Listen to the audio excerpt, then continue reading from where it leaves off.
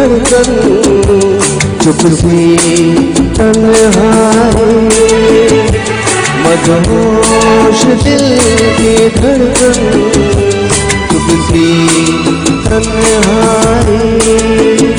छुप गया चाँद क्यों, क्या तेरे जुल्फ लहराए।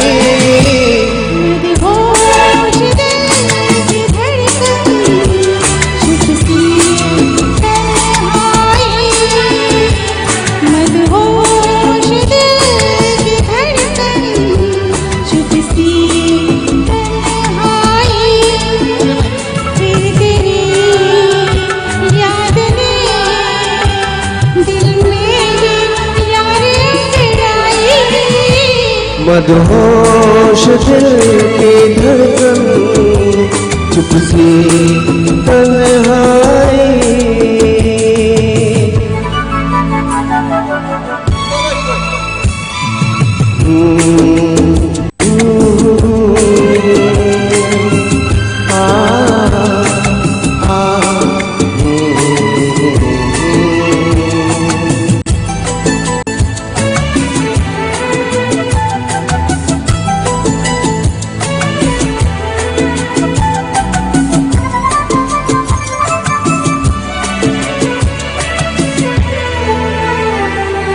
ये रंग जगे लंबी रातों को दिल ना लगे, क्या करो ये सिलसिले दिल की बातों के जादू भरे, क्या करूं बिखरा दिल में सो जाऊं, दिल चाहे कहीं खो जाऊं। मदहोश दिल की धड़कन चुप सी तन्हाई। आशिकी करना दे मेरी रुसवाई। मदहोश दिल की धड़कन चुप सी तन्हाई।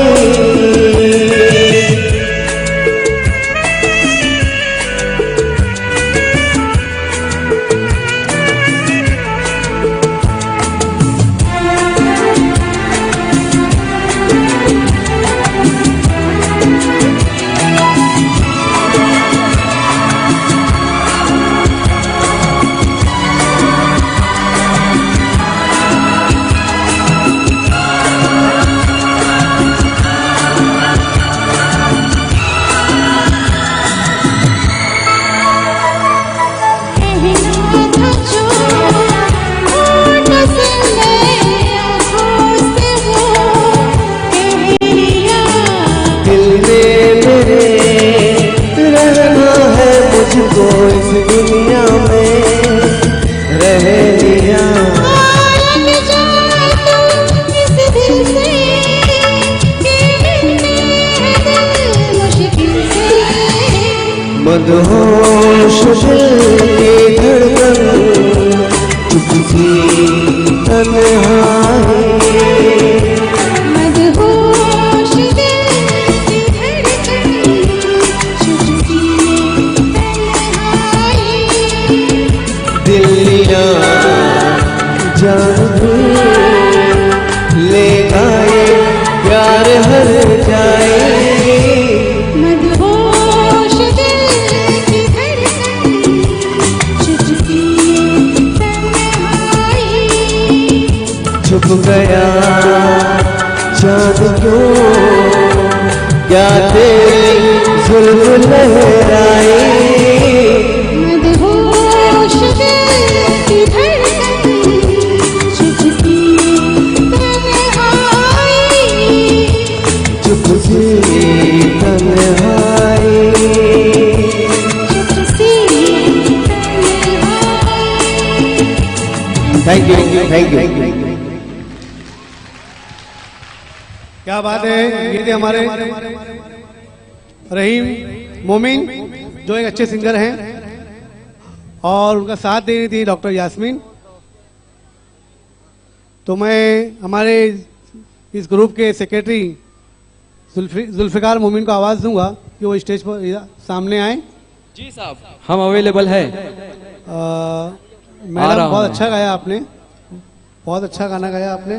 हमारे ग्रुप की तरफ से मैडम जी को एक ट्रॉफी कलर्स की जानिब से और एक फूलों का नजराना दिया जा रहा है जनरल सेक्रेटरी जुल्फिकार मोमिन के हाथों। तालियों से आप हमारा इस मैडम का इस्तकबाल करें।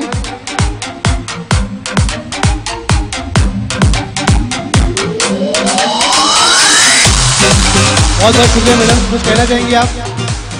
Thank you. यहाँ पर बीच में थोड़ा सा वक्फा है। वक्फा इसलिए कि हमारे जज जो है थोड़ा सी पेट पूजा है। अब अगले जो वक्त है थोड़ा सी उसमें हम सोच रहे हैं कि थोड़ा सी एक गीत और हो जाए। वॉइस ऑफ भिवंडी, मोहम्मद रफ़ी साहब को मैं आवाज़ दूंगा। भिवंडी के मोहम्मद रफ़ी कहता हूँ मैं इन्हें, बहुत ही। और रफ़ी साहब का ही गा रहे हो ना? रफ़ी साहब के सिवा क्या गाएंगे हम? और मैं जो कह रहा हूँ वॉइस ऑफ मोहम्मद रफ़ी, आप लोग भी बोलेंगे कि आज जुल्फी सही बोल रहे हैं। जोरदार तालियां हमारे अबरार खान साहब के लिए, चेयरमैन साहब के लिए।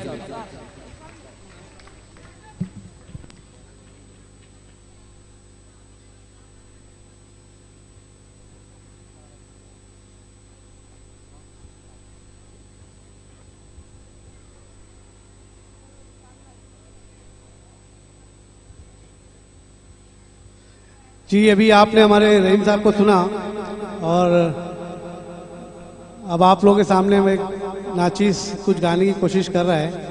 आवाज़ बहुत बैठी है, बहुत ज़्यादा मेरी आवाज़ बैठी हुई है। मौसम के हिसाब से आप लोग देख ही रहे हैं, फिर भी कोशिश करता हूँ। कुछ गलती होगी तो उसके लिए माफ़ी चाहता हूँ। रफ़ी साहब का एक खूबसूरत गीत लेके जाफर आ जाए मेरे साथ, थोड़ा सा शम्मी कपूर का डांस हो जाए तो मज़ा आ जाएगा। रफ़ी साहब की आवाज़ और शम्मी कपूर साहब का डांस कॉम्बिनेशन तो आप जानते ही कैसा है। तो एक खूबसूरत गाना लेके मैं आपके सामने रफ़ी साहब का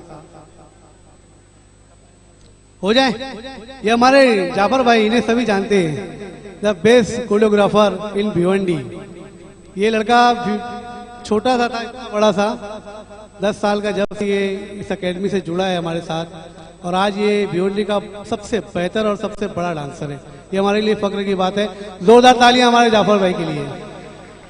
आप सारेगामा देखते हैं, उसमें जो डांस के प्रोग्राम आते हैं, डांस इंडिया डांस है और बहुत सारे जो डांसेस के प्रोग्राम हैं, ये लड़का वहाँ पे भी जाके कई बार परफॉर्म भी कर चुका है। और अब तो ऐसा है कि इनके सिखाए हुए बच्चे वहाँ परफॉर्म कर रहे हैं और बहुत जल्दी इन्हें बाहर से भी एक अपॉर्चुनिटी मिली है। बहुत जल्दी जाफर हमारे लंदन भी जाने वाले हैं। चलिए,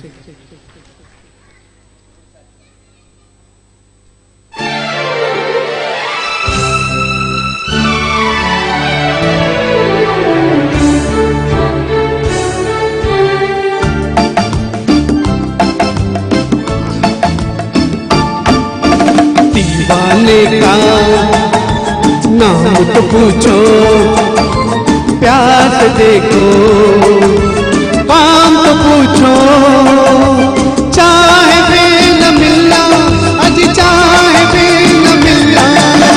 दीवाने का नाम तो देखो, प्यार से देखो, काम तो पूछो, चाहे भी न मिलना, अजी चाहे भी न मिलना।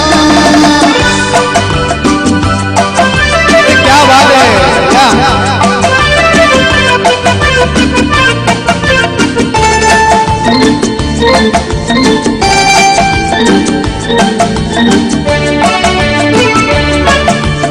ये पेरिस की शाम सुहानी, प्यार की नगरी, रूप की रानी, बन के रहेगा कोई अफसाना, बन के रहेगा कोई अफसाना, छिड़के रहेगी कोई कहानी।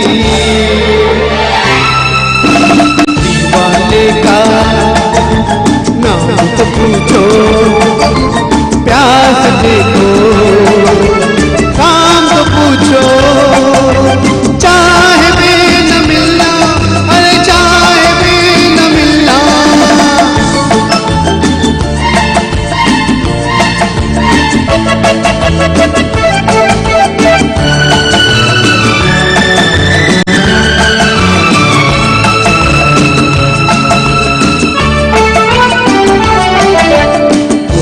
छोड़ो, बात को मानो, इस बंदे को अपना जानो।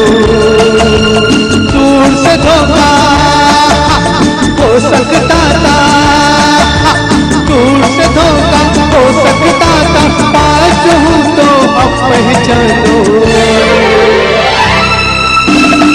वाले का नाम तो पूछो, प्यार से देखो, काम तो पूछो, चाय भी न मिलना, अरे चाय भी न मिलना। दीवाने का नाम तो पूछो, प्यार से देखो, काम तो पूछो, चाय भी न मिलना, अरे चाय भी न मिलना।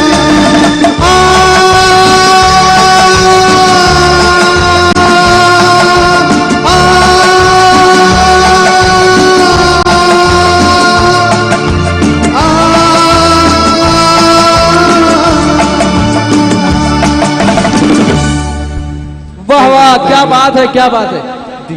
कैसा गाया मैंने? बैकग्राउंड से मैं गा रहा था, एक्चुअली ये मुंह हिला रहे थे खाली।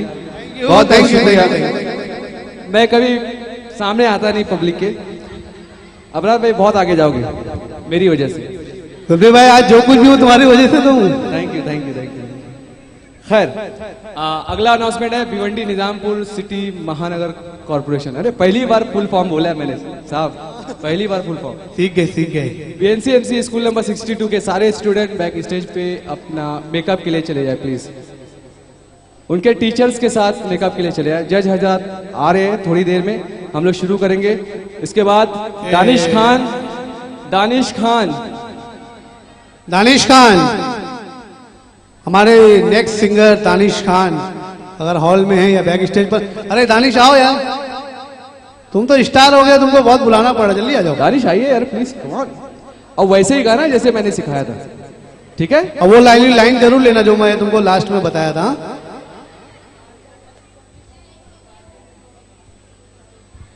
इससे पहले के जज आए दानिश साहब, दानिश आप एक प्यारा सा गीत गुनगुना दीजिए। और उसको और उसको और उसको और उसको और उसको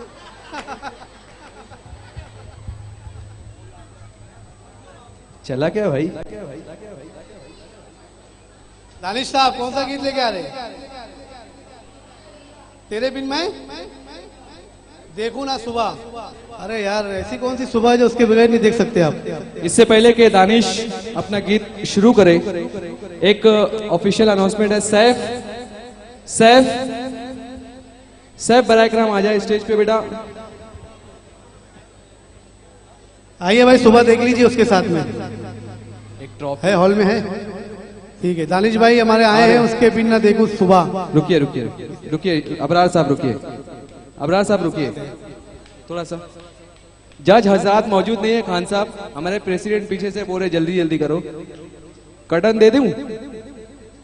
जज मौजूद नहीं है।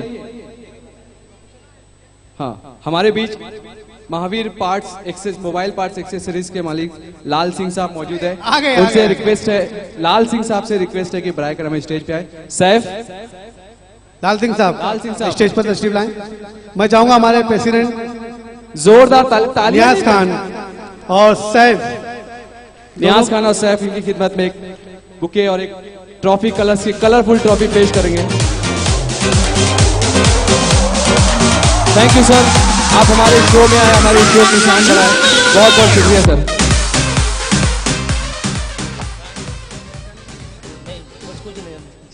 आपका बहुत बहुत शुक्रिया, आपने हमें कोऑपरेट किया। इस उम्मीद के साथ कि अगले साल भी आप हमारे साथ इसी तरह जुड़े रहेंगे। लाल सिंह जी बहुत बहुत धन्यवाद आपका। Thank you very much sir, thank Khan you. साहब कैसा चल रहा है शो? आइए दानिश। कुछ कंप्लेंट तो नहीं आई? माइक देना पड़ेगा, ऐसे ही बोल। माइक अपने पास आके मुझे बोलने पता है कि माइक आएगा तो फिर मैं छोड़ूंगा नहीं। शो तो खैर अच्छा चल रहा है, बच्चे डिसिप्लिन में बैठे हैं, वॉलेंटियर्स बहुत अच्छे से ड्यूटी कर रहे हैं।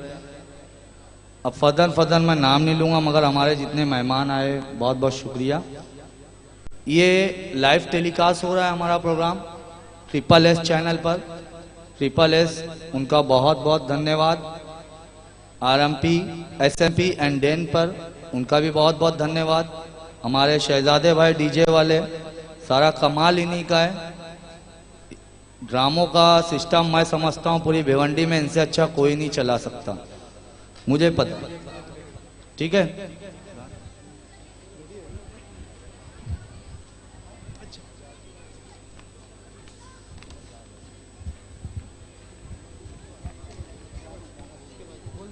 हमारे जज यहाँ पे अवेलेबल हो गए। दानिश, आपका ये गाना पेंडिंग, इसके एक प्ले के बाद हम लोग करते हैं वो। प्ले के बाद continue Danish Khan. Sir ready है? ठीक है। हाँ खान साहब,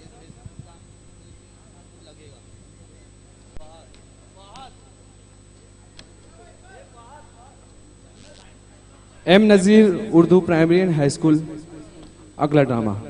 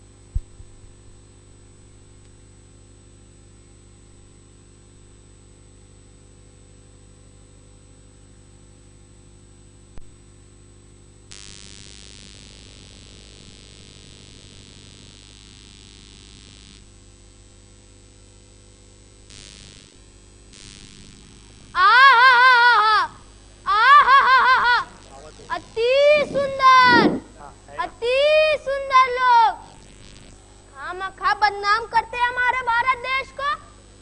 कितना खूबसूरत है, कितने अच्छे लोग हैं, कितनी हरियाली है, कितनी खुशहाली है, सब खुश तो है, फिर भी ना जाने क्यों बदनाम करते हैं।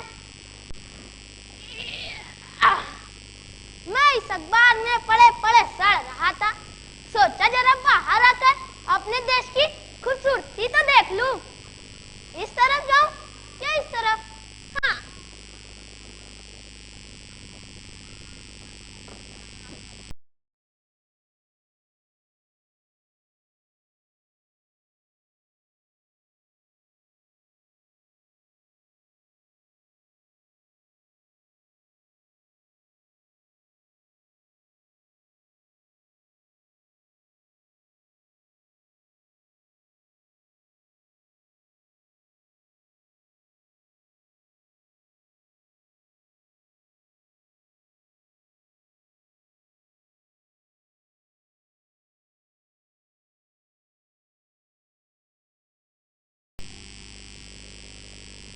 क्या बात है भाई लोग, बोलो एकदम झक्कास। अपन कौन? तुम लोग को कैसे मालूम? मैं बताती है। अपन इधर ही रहती है। और हाँ, अपन ने जो एक बार कमिटमेंट कर दी ना, तो अपने आप की भी नहीं सुनती। अगर 2 बार कमिटमेंट कर दी ना, तो अपने बाप की भी नहीं सुनती। अगर 3 बार कमिटमेंट कर दी ना, तो कोई मेरी नहीं सुनता है। होता है ऐसे बड़े बड़े देशों में से छोटी छोटी बातें होती रहती है। अरे बहन जी, कौन है ये?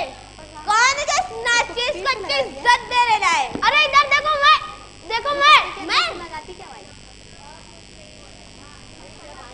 आगे पीछे? अरे नहीं, मैं तो अकेला हूँ, ना तो कोई मेरे आगे है और ना ही पीछे। अबे टकलू, मैं तेरे आगे पीछे नहीं, तेरे सरनेम, खानदान वानदान, या तो कोई मिनिस्टर है, अफसर है, भिखारी है, जुआरी है, शराबी है, कौन तू? छी, ना तो मैं कोई मिनिस्टर हूँ, ना ही कोई अफसर, ना ही भिखारी, जुआरी, शराबी, मैं तो कॉमन मैन हूँ। अबे टकलू, ये तो कोई तेरी शक्ल देख के बता देगा कि तू एक आम आदमी है। सही पकड़े हैं, मैं एक आम आदमी हूँ, लेकिन तुम जैसा आम आदमी नहीं, मैं तो अखबार का कॉमन मैन हूँ। अबे टकलू, तेरी सारी बातें ना अपन को बाउंसर जा रही है, अपनी तो समझ में कुछ भी नहीं आ रहा है। देखो बहन जी, बहन जी नहीं बोलने का। क्योंकि ये दुनिया का दस्तूर है, जिसका इस दुनिया में कोई नहीं होता ना, उसे लोग लावारिस कहते, गालियां देते हैं, गालियां। अरे तुम तो नाराज हो गई, ठीक है। अच्छा बहन जी, टकलू बहन जी बोलेगा, मैं तो बहन जी। अरे अच्छा, अब नहीं बोलूंगा। हाँ, नाटक नहीं मांगता है। हाँ, तो तू वो क्या कह रहा था? वो अखबार? हाँ, तो उसका क्या? अबे टकलू, आगे बोलता है या मैं निकलूं यहाँ से? अरे रुको, मैं ये कह रहा था कि मैं कॉमन मैन हूँ। अबे यार, फिर से कॉमन मैन। ओ भाइयों, ये कॉमन मैन हो। ओ गाँव वालों, ये कॉमन मैन है। जानी, ये कॉमन मैन। अबे अच्छा बड़गंजू, ये कॉमन मैन है। भाई ये कॉमन मैन है। क्या बात, ये कॉमन मैन है, क्या बात। ओ गुरु, ये बोला ऊपर वाले की देन है। भाइयों, ये कॉमन मैन है, ठोको ताली। बस, अब सबको पता चल गया तू कॉमन मैन है, अब नहीं बोलना। क्या कॉमन मैन? ऊपर वाले, उठा ले, मेरे को नहीं, इस टकलू को। क्या बे, तेरे को समझ में नहीं आता क्या? अब सीधा एक लाइन में बता के तू कौन है? वही तो कह रहा था कि मैं टाइम्स ऑफ इंडिया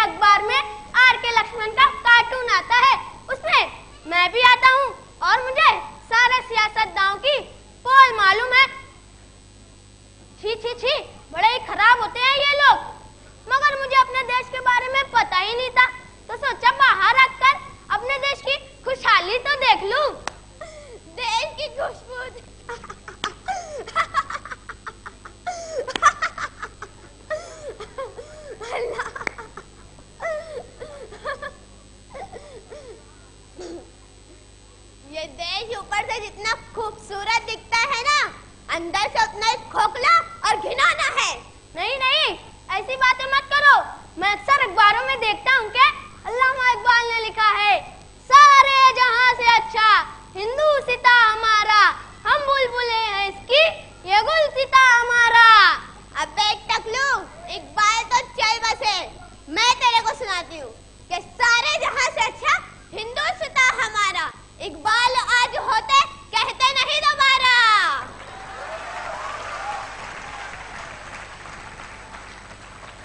वो क्यों? देख, तूने अभी कहा कि तू सिर्फ यहाँ के सियासतदान के बारे में जानता है। वो लोग बहुत ही खराब है, लेकिन यहाँ के चुनिंदा लोग, ये लोग तो उनसे भी खराब है। जगह जगह जुल्म और सितम, कत्ल व गारत, मजहब के नाम पे फसाद, हर कोई अपनी रोटी में दाल घसीटने के चक्कर में है। मैं नहीं मानता तुम्हारी बातों को। क्यों? क्योंकि एक आम इंसान कभी किसी को नुकसान नहीं पहुंचा सकता। तेरी बातें ठीक है, लेकिन कुछ लोग वाकई में ऐसे जो एक आम इंसान को बदनाम करना चाहते हैं। तुम झूठ बोलती हो। तेरे को मेरी बातों पे यकीन नहीं करने का है ना, तो मत कर। खाली पीली अपुन का भेजा नहीं खाने का। अतम्मा जिससे टकली, मैं तो चली। अरे रुको रुको, तुम ये कैसे कह सकती हो? तुम्हारे पास सबूत है? सबूत तो मैं खुद हूँ, क्योंकि मैं इसी माहौल में पली बड़ी हूँ। ऐसे हादसा तो रोज होते हैं यहाँ। मैंने ऐसे कई वाकयात देखे जो एक आम इंसान ही करता है। तुम देखना चाहोगे? क्यों नहीं? क्या तुम मुझे सब दिखा सकती हो? हाँ, मैं तुम्हें वो सब दिखा सकती हूँ कि आजादी के बाद भी हमारा हिंदुस्तान पूरी तरह से आजाद नहीं है।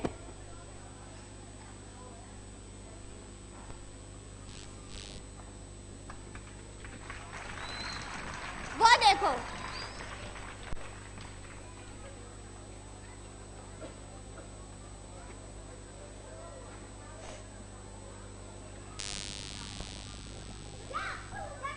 क्या मैं 50,000 रुपए और चाहिए?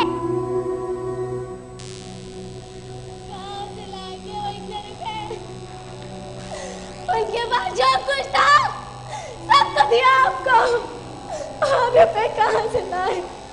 हम वो सब कुछ नहीं जानते। हमें बस पैसे चाहिए, तो बस और बस पैसे चाहिए। आप लोग समझते कि नहीं, वो इतने गरीब है, अगर उन्हें सबके बारे में पता चला तो वो सदमे से ही मर जाएंगे, सदमे से ही मर जाएंगे।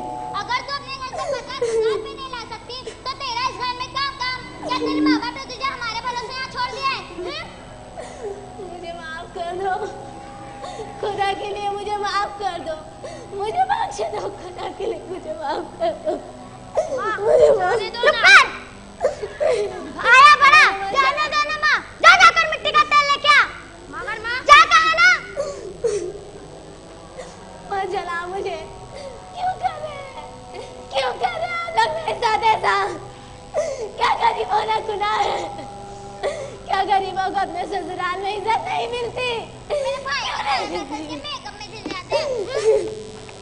मत जला मुझे, छोड़ दो मुझे, मत जला मुझे, मत जला, माफ कर दो मुझे, माफ कर दो मुझे, मत जला, माफ कर दो, मत जला मुझे।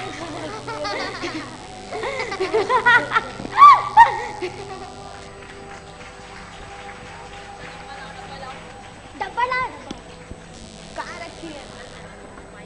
देखो इस जालिम सास को, नहीं उसने अपनी बहू को जला दिया। हाँ, जला दिया।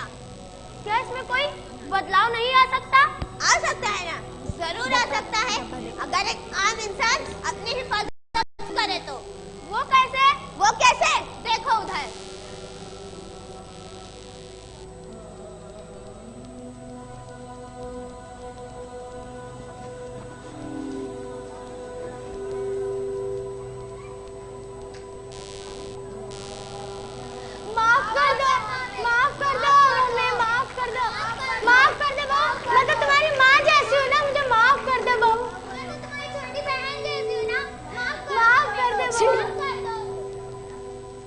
मैं तुम्हें नहीं जलाऊंगी, मैं तुम्हारी जैसी हुई ही नहीं। मगर मैं पूछती हूँ कि क्यों बाबा पर जुल्म सितम की जाती है? क्यों की जाती है? माँ बाप अपनी बेटी दिल के टुकड़े लगते जिगर को पाल पोस कर अपने दिल पर पत्थर रख कर किसी और के हवाले कर देते हैं, किसी और के अपनी अपनी सबसे बड़ी चीज, अपनी सबसे बड़ी दौलत इन्हें दे देते हैं और बदले में लड़के वालों से कुछ नहीं लेते, कुछ नहीं लेते लड़के वालों से।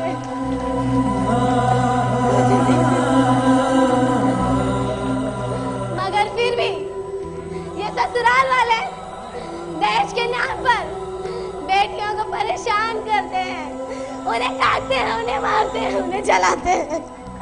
क्यों परेशान करते हैं? क्या बेटियों को अपने ससुराल में अपनी माँ जैसा प्यार नहीं मिल सकता? क्यों नहीं मिल सकता? क्यों अपने माँ बाप जैसा प्यार ससुराल में नहीं मिल सकता? मैं पूछती हूँ क्यों नहीं मिल सकता? क्यों नहीं मिल सकता? क्यों नहीं मिल क्यों नहीं मिल सकता?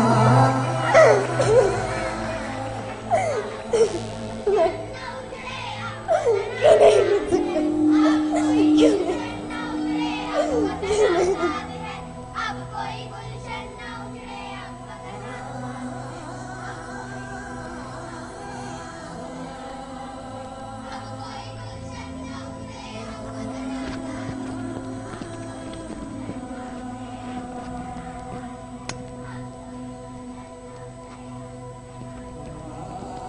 अच्छा हुआ सास ने बहू को और बहू ने सास को नहीं जलाया। क्या धन दौलत ही सब कुछ है?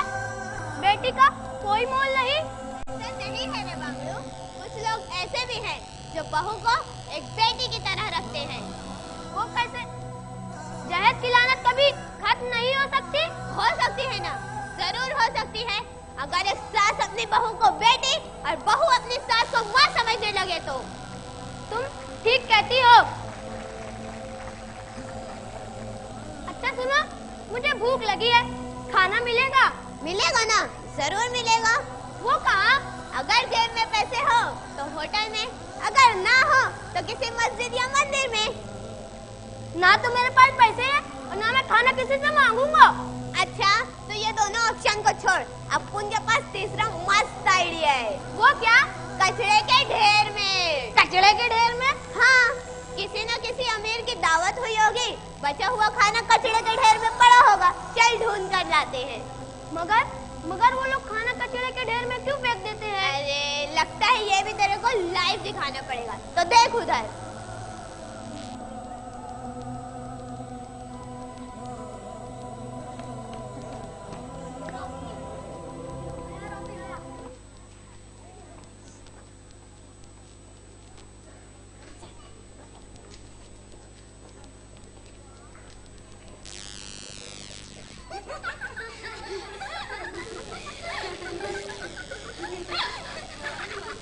मजा आ गया बहुत।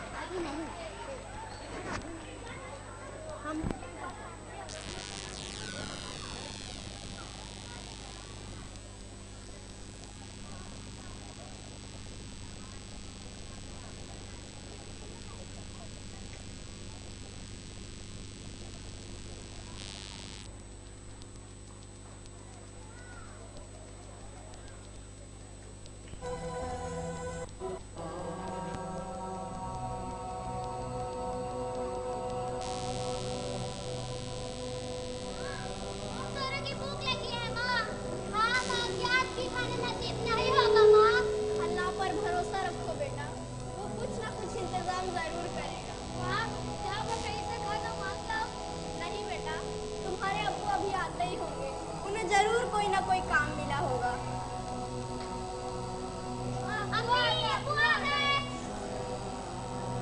क्या हुआ, आज कोई काम मिला?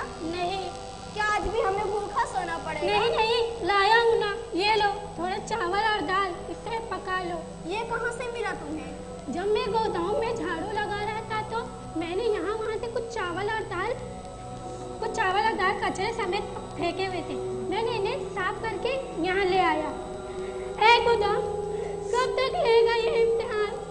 ऊंची ऊंची इमारत में रहने वाले लोग खाना या तो कचरे में फेंक देते हैं या तो अपने कुत्ते को खिला देते हैं, जबकि इन्हीं की दावत में ये बोर्ड लगा होता है कि इतना ही लो थाली में, क्या फेंकना ना पड़े नाली में, क्या फेंकना ना पड़े नाली में।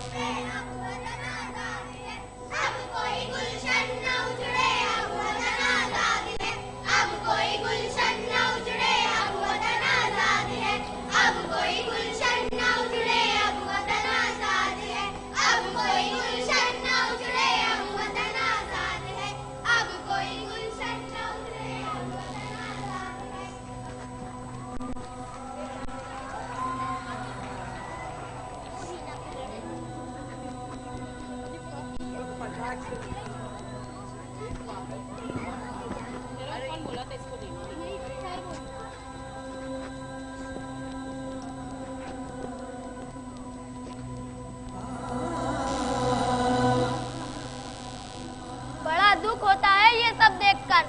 देखना, तुझे ही बड़ा शौक था ना हिंदुस्तान देखने का। ये कोई नई बात नहीं, ऐसे किस्से रोज होते हैं यहाँ। छी छी, बड़े ही खराब होते हैं यहाँ लोग। अमीरी और गरीबी का झगड़ा, अमीरों के दिलों में इतनी नफरत, वो भी गरीबों के लिए। नफरत तो यहाँ लोगों के दिलों में खून के भरी है। अमीरी और गरीबी की नफरत, जात पात की नफरत, ऊंच नीच की नफरत, जर जमीन की नफरत, रिश्तों की नफरत, हर तरफ नफरत ही नफरत। देख उधर।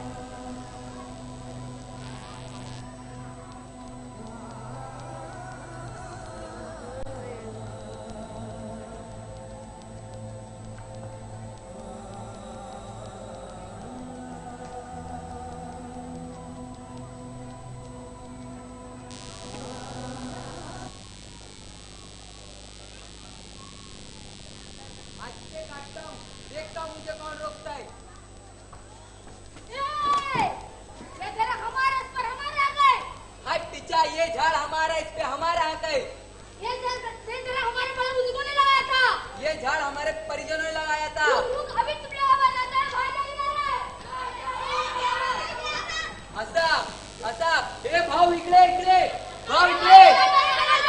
ये झाड़ हमारा है।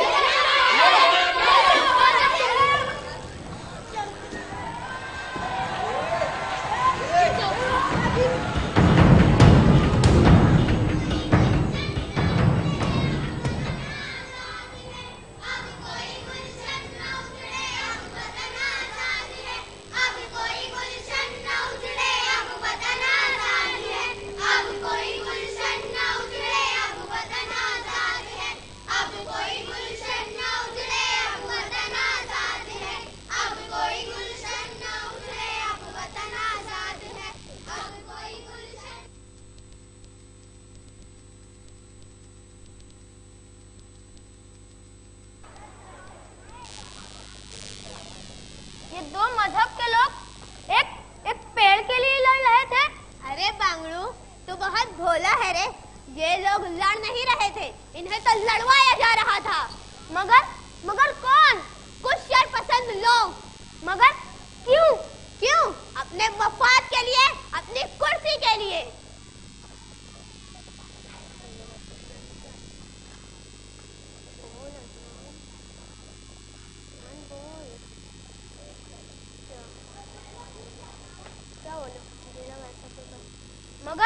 मगर ये लोग ऐसा क्यों करते हैं? अरे दरख्त तो छोड़, इन लोगों ने तो चूंटियों को भी नहीं छोड़ा है। दरख्त तो बहुत बड़ी चीज है।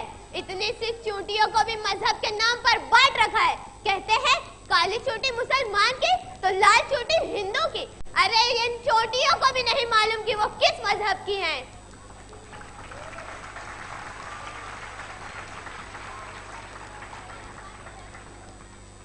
फसाद फसाद फसाद, मगर ये लोग क्यों किसी के बहकावे में आते हैं? यही तो कमजोरी है हम जैसे भोले भाले लोगों की, कि हम इन जैसे लोगों के बहकावे में आ जाते हैं और इनके बहकावे में आकर किसी का घर जला देते हैं तो किसी को जान से मार देते हैं। और तुझे क्या लगा मैं इस फुटपाथ पर पैदा हुई थी? नहीं, इस फसाद ने मुझसे मेरा घर छीन लिया। मेरे माँ बाप, मेरे भाई बहन सब जलकर राख हो गए। मेरा भी घर था, खुशहाल परिवार, मगर इस फसाद ने सब कुछ छीन लिया मुझसे, सब कुछ। मगर तुम्हारा घर किसने जलाया? हिंदू ने या मुस्लिम ने? वो ना ही हिंदू थे और ना ही मुसलमान, वो लोग तो शैतान थे, शैतान। वो शैतान जिसके सीने में ना ही दिल होता है और ना ही इंसानियत, वो हम जैसे लोगों को अपने बहकावे में ले लेते हैं।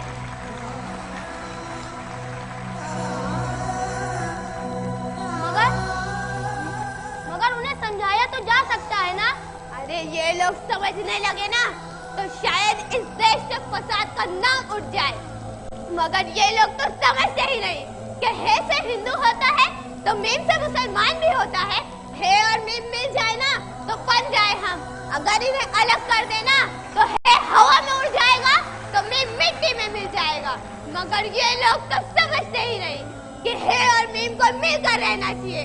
अगर हम एक रहे ना तो ये रिश्वतखोर हैवान चाहे अपनी पूरी ताकत लगा दे, लेकिन हम लोगों को अलग नहीं कर सकते हैं। अभी न समझोगे तो मिट जाओगे ए हिंदुस्तान वालों, तुम्हारी दास्तां भी ना रहेगी दास्तानों में। अरे बातों ही बातों में तो वक्त का पता ही नहीं चला। और क्या मैं टकलू, तेरे को क्या यहाँ पे टाइम पास करने का है क्या? तुम ऐसी बातें क्यों करती हो? अपना तो यही स्टाइल है कि जिल्लत के वाईफाई से ना इज्जत का 2G अच्छा है भाई लोग।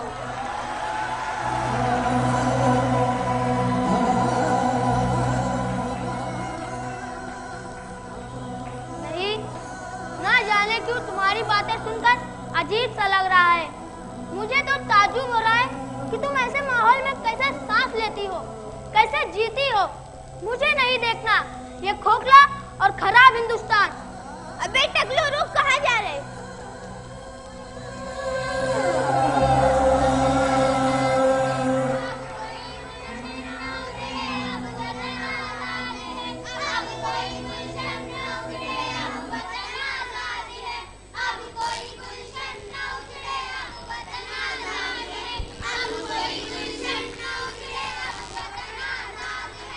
अब कोई गुलशन